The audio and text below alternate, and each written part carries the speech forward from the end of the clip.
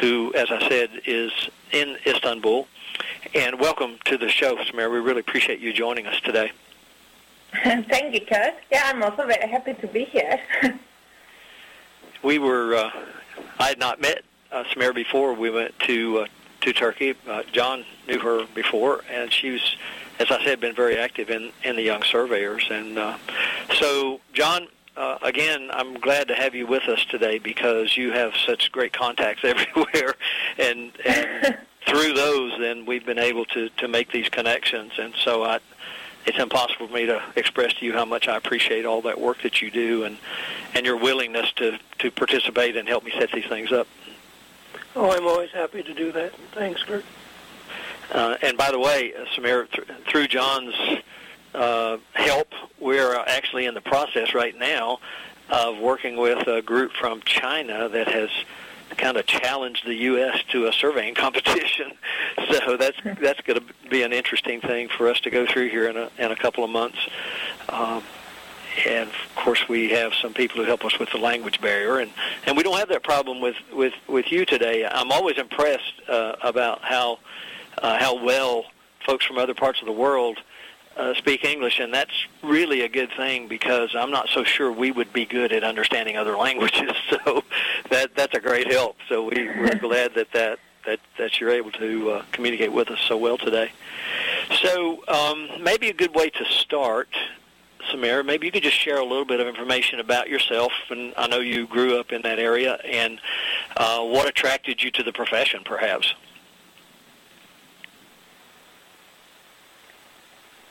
Should I get the question? Sorry, because I couldn't hear it. The line. Yes. Okay. No, what I said was maybe you could share with our audience a little bit about what attracted you to the surveying profession. Okay. Yeah, sure.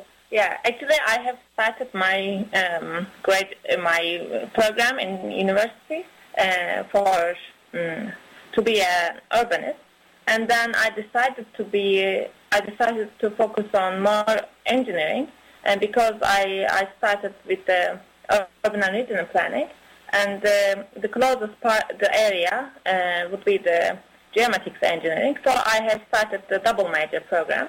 So I have finished it. And later on, I really liked it, and I'm carrying on as a surveyor now. So in Turkey, and I don't know if it's the same for the whole country, or like here in the U.S., we have licensing structures in each of the 50 states. If we want to practice from one state to the other, we have to get a different license in each state. Kurt, you're breaking up. Really? Can you hear me? Yes, Can you hear me now? I think so. Okay. Now it's better, but... Yeah, now it's better. Okay. I may have a short in my phone or something. I'll try to hold as still as possible. So what I was saying was I'm curious about the structure for credentials and to be a geomaticist or a surveyor in Turkey. Is there a license that's required through the government, or is it you're able to go into the work just through having gone through university? Yes, after university you'll be able to do the job. So you don't need any license, but it's an obligation to have a license or to be a membership for the chamber of surveyors in Turkey. So it would be better for you, but otherwise you can also start working. It's okay.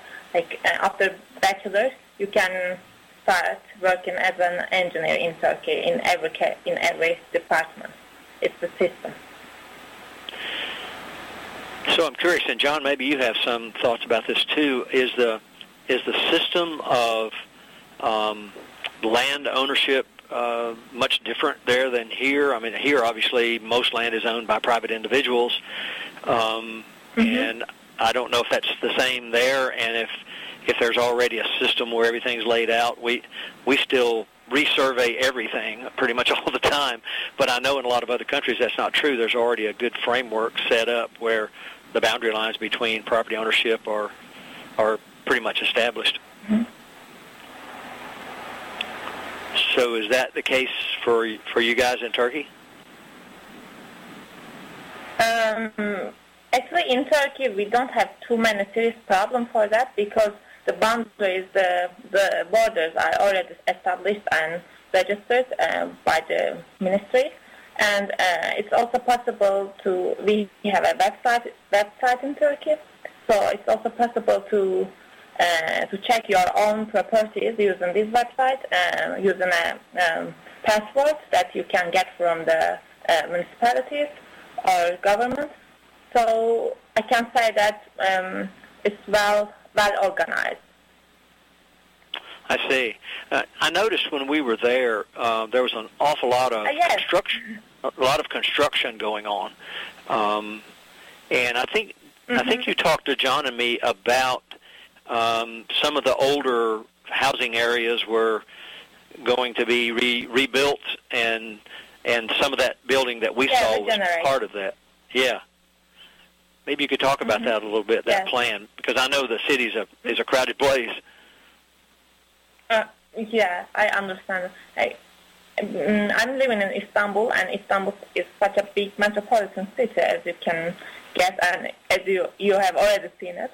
So here we have too many buildings that are actually not physically in good condition. So to renew all these buildings, there was a law enacted around 4 years ago. Then all these buildings are thought to be renewed or regenerate. So that's the reason for all the construction work in Turkey, basically. But it's kind of too much right now. So maybe it's hard to control as well. So when that occurs, I mean, obviously that's one of the things that I was taken with was just how many people there are there.